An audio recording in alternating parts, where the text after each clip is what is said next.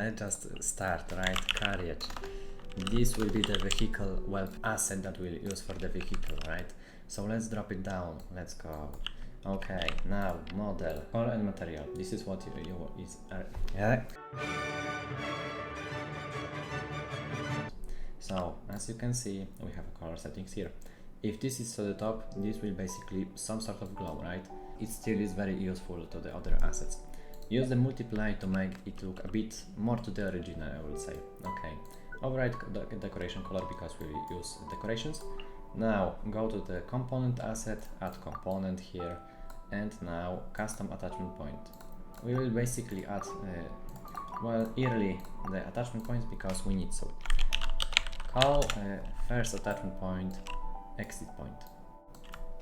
Now let's make 4 attachment points that will be basically assigned to the wheels because we want to rotate them, right? This is also a function that we also can do. So let's call big wheel right, big wheel left. Amazing. Now let's just move this big wheel. Now we have problems with perspective. Okay, it works correctly now. So let's just copy these values here, copy, make sure it is pasted here, and now just add minus here. So it is moved here, right? And it's perfectly well aligned. It just won't have any mismatches. Okay, never mind. Okay, let's copy this again, paste it here. That should be enough. Now you are just using copy again, and you are making sure this is again minus here. Congratulations, you just made all custom attachment points that you need. Great. So now you are going here again to the decoration editor. Now you add the decoration here. Now you add model here. So wheel.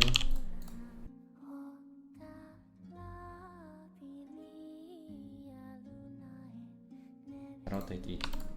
Yep, this is perfect now. So now just use the custom attachment point here and 0 the values because the distance, the location is basically the distance between the custom attachment point and the entity here, right? So when you are zeroing it, basically this will be assigned to the custom attachment point. Perfect. Okay. Now click F to focus, Ctrl C, Ctrl V to copy. Now big wheel left, for example, right? 0, 0, 0. Amazing. Now we are just going to do the same thing over and over again.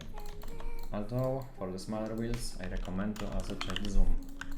Yep, great. Now copy this again and small wheel left 0, 0, 0. Great, you have wheels already done. Okay, now the most important thing, so control motion device, but we'll also add here early so we can well just prepare for the node logic, right? So let's add a drive here, for example, and exit here, for example, right?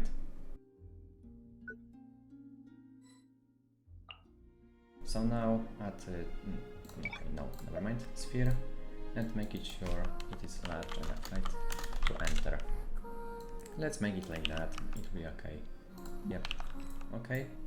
So now we are going here, control motion device. Set it to 0 because if it will be too much on underground, then your vehicle will actually float instead of just being on the ground, right? So make sure the offset isn't really too much under the ground. Character exit point. Set it to the exit point we set here. You don't want to spawn under the ground, right? When you are exiting. Control entity collision. Okay. You can't edit this to sphere or rectangle, but you can change the size. So you can make sure that it basically has pretty nice collision. Also, please remember that this is a warning here.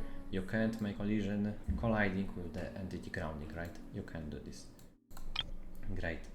Decoration movement performance. This is basically for the wheel rotation, as I said before.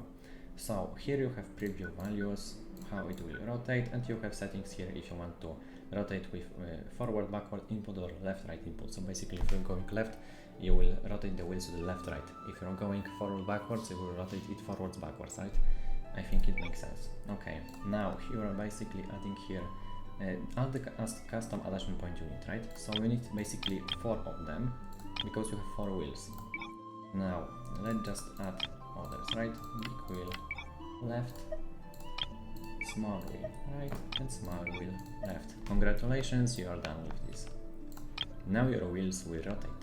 So simple, right?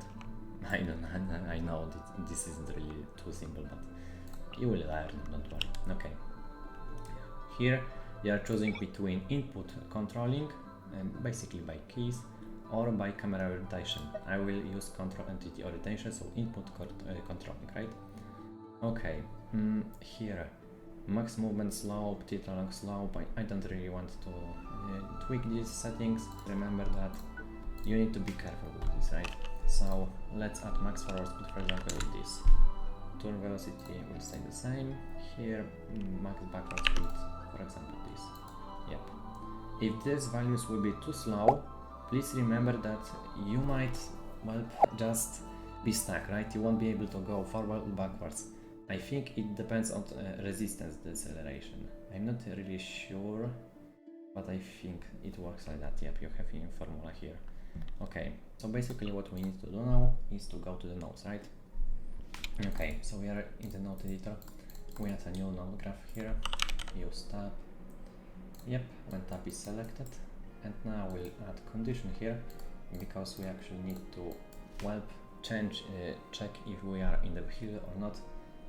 So my condition will be a bit too simple to the normal use, but it will be enough for the tutorial, right? Get node graph. Yep, and we'll add basically a node graph here. It is boolean, so we are basically checking if you are driving already or not. Of course, the first value is no, because we are outside the vehicle. So we'll basically change the driving here. If we are not driving, well, then we are setting the node graph value to the driving, right? That we are driving, because, well, this changed, right?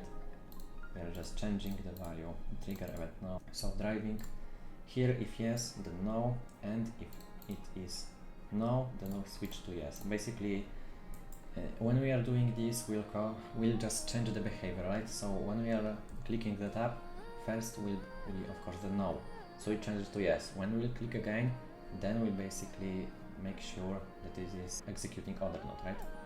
We also can just check for the tab ID, but I'm just also showing node graph variables because it's very useful. Okay, stop logging. Here, control motion device. You have a couple of the nodes here, right? Set player to activate control motion device, set player to follow, and set player to leave. So this node basically allows you to remote control first, right? You're basically like you have a joystick, right? Like some toys. You basically will control the device with this. And this is basically camera. So if you will also use this, you will be basically placed in the vehicle, right? You won't be remote controlling, but you will be driving the vehicle. And this basically resets your camera. So it basically unfollows, right? Control motion device. But to truly leave the vehicle, you also need to use this node again here and make sure the list is empty, because otherwise, upon leaving, you will just control remotely the device. You just won't be able to actually stop controlling it, right? Okay. So first thing we need to do is to convert this character entity, because of course character is basically, well, a character that interacts with the world, right? So when you are clicking tab, you are interacting as a character. Now we are converting this to the player, because the game needs to know who actually wants to control the vehicle, right? And only one player can control it, if I remember correctly. The second player who enters the vehicle will be treated as passenger. Okay, we can basically add it here. Great. Now we need to actually make the list here, right? So this just leaves empty. We are done with exiting. So assembly list. And the assembly list, we are querying the entity, right? Great. We just want to control one vehicle, so list will only have one object, right? Which of course, list always starts from ID 0. So let's go back to the game and let's save it as prefab. Okay, we can go back here. We can add it here, right? And now let's connect here. Okay, that's all. Alright, and we also need to disable and enable a new tabs here, right? So we can just move it here. Sorry, I should have done it Hydrogirl. We can activate disable tab. This of course don't really matter too much to the logic, but it will just be for the showcase, right, that it works, and that's it. Okay, so in the tab, if I remember correctly, yep, driving was ID 1, so this is disabled. Wait, nope, this should be otherwise. This should be like this, yep, because we are driving here. Nearly made a huge mistake. So here activate now, activate yes, and here activate yes, activate now. Yes. And of course that needs to be connected to the entity that has the steps, right? So we're connecting it to this. And that's pretty much all for standard control. Okay, allow me to also make some other vehicles, right? But we'll add some nodes here. So basically we'll also do remote control. So we are basically adding this. Let's just copy this, right? Of course. Then instead of this, we'll change the UID here, but please wait. We'll remove follow and remove leave. Yep, basically we'll do it like that. So this will be a logic for remote controlling the vehicle. Okay, great. And let's just now go here. Let's create a new entity by just copying it. We can change, for example, the material now, right? Ice material, look. We have a bit reddish because we have a color here, as you can see. A bit reddish ice. But we can make it, or just disable this, right? Great, okay. We also have stone material that basically is a strongly petrification, I think, but I am not really sure. I will see if you can darken it a lot. Alright. Okay, that doesn't really seem to work great. Never mind. Let's just make it ice material, because Shinaya coming soon and so on. That's it. You just copy here, go back to the node, copy it here.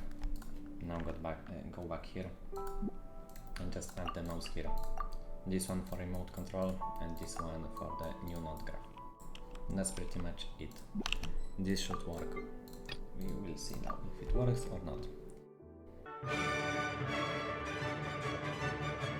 This is yes, and this is no, and here this is yes, this is no, because as you can see I changed the light, right?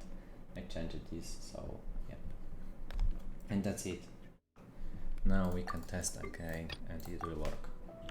Okay. Yep, this works now. As you can see, we will now remote control this. This is what I said about remote controlling. You can also hit yourself if you want, or just drive through the map and cry about it, because you can do anything right now, because I didn't make any button for resetting or something. So you are not stuck forever. This can be pretty useful maybe for limiting player movement, but yep, I will need to think about that more. Okay, that's a mountain challenge. I actually think that's pretty much it. You now know how to create vehicles, how to make the rotating wheels, how to actually remote control, how to standard control. You pretty much know everything you need. You will just learn by practicing, right? Okay, never mind that. Yep, that's pretty much all from this video. Thank you for watching. Goodbye. Anyways, there is also a new array setting here, so you can, for example, set the angle here and make 100 here. So look what the hell is happening. Do you see this? This is amazing. This is my best project ever, I swear. This is so beautiful. Yep, this is perfect. I am confirming creating this. This is perfect. Yep, so good.